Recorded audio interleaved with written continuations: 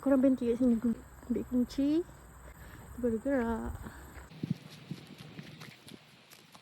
Tu chalet A shape.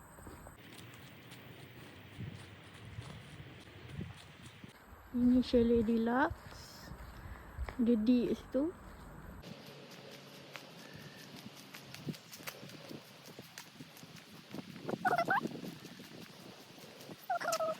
Chalet poolside. Okay, itu chalet white. Chalet poolside nombor 2, nombor 3. Ini swimming pool.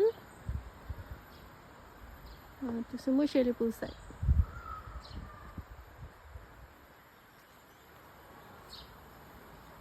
Berdepan dengan pool. Waktu pool kita. Okay, kat sini dilarang untuk melompat. So jangan lompat Nanti air kita keluar. Okay, kita ada 2 swimming pool. Satu ni untuk kanak-kanak. Satu lagi untuk orang dewasa tapi tak ada dalam sangat.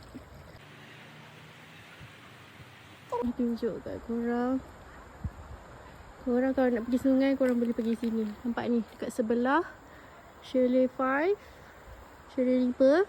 Okay, ada satu jalan keluar. Korang boleh pergi sini. Lepas tu daripada sini korang buka je. Korang boleh jalan sampai sana. Itu sungai. So nanti korang boleh pergi sana. Okay. Okay, dekat je semua. Nanti chalet A. Ni poolside. Ni pool. Ni tempat barbecue. Tempat korang masak. So tempat korang masak dekat sini ada peti sejuk. Nak berkumpul kat sini ke.